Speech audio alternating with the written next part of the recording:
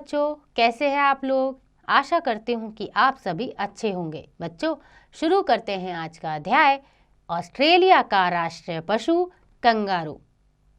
तो बच्चों, भारत का राष्ट्रीय पशु कौन सा है, जरा पता लगाइए। आज की पाठ परिचय है। प्रस्तुत पाठ में ऑस्ट्रेलिया के राष्ट्रीय पशु कंगारू के विषय में रोचक जानकारियां दी गई है।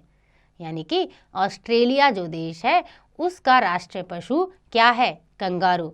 आइए उसके बारे में जानते हैं। एक दिन प्रभा शाम को खेलकर घर लौटी। हाथ मुंह धोकर वह दादाजी के पास आकर बोली, दादाजी टीवी पर डिस्कवरी चैनल लगाओ ना।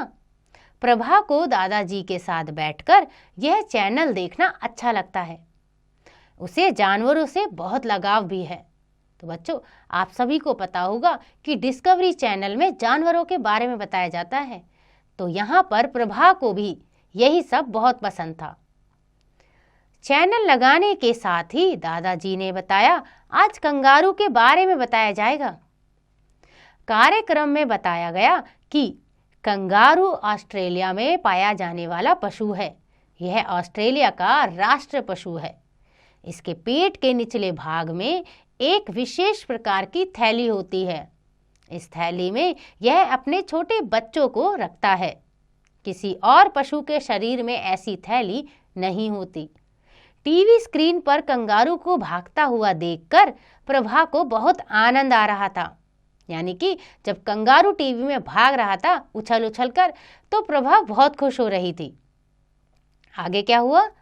कंगारू अपनी आगे की दोनों टांगों और पूंछ को टिकाकर पिछली टांगों को आगे बढ़ाता हुआ उछल उछल कर भाग रहा था।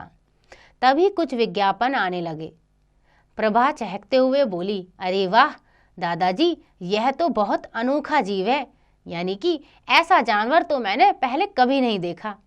दादाजी ने समझाया, बेटा संसार में ऐसे अनेक अनोखे जीव हैं। 2 मिनट के बाद कार्यक्रम फिर से शुरू हो गया। प्रभा ने देखा कि कंगारू की पूंछ लंबी और भारी है, जो उछलते समय उसे इधर उधर लुढ़कने से बचा रही है।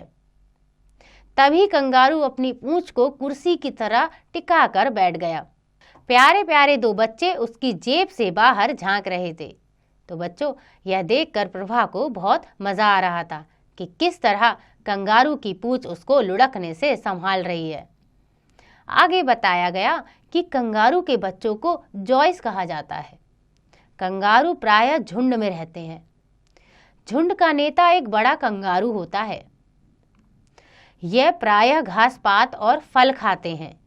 लंबे समय तक ये पानी के बिना रह सकते हैं। कार्यक्रम समाप्त होने तक माँ ने मेज पर खाना लगा दिया। प्रभा ने माँ पापा को भी कंगारू के बारे में बताया।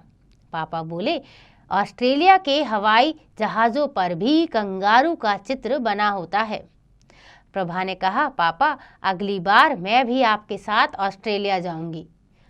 वहाँ जी भर कर कंगारू देखूंगी। पापा बोले, ज़रूर चलना। तो देखा बच्चों, कितना विचित्र है ये पशु कंगारू। कंगारू के पेट पे उसके निचले भाग में एक थैला होता है, जिसके अंदर उसके छोटे छोटे से बच्चे होते हैं। यही देखकर दूसरे बच्चों को मज़ा आता है और जिस तरह कंगारू उछलता है बहुत ही अच्छा लगता है। आशा करती हूँ कि आपको यह अध्याय समझ आ गया होगा। इसका अभ्यास आप स्वयं कीजिएगा।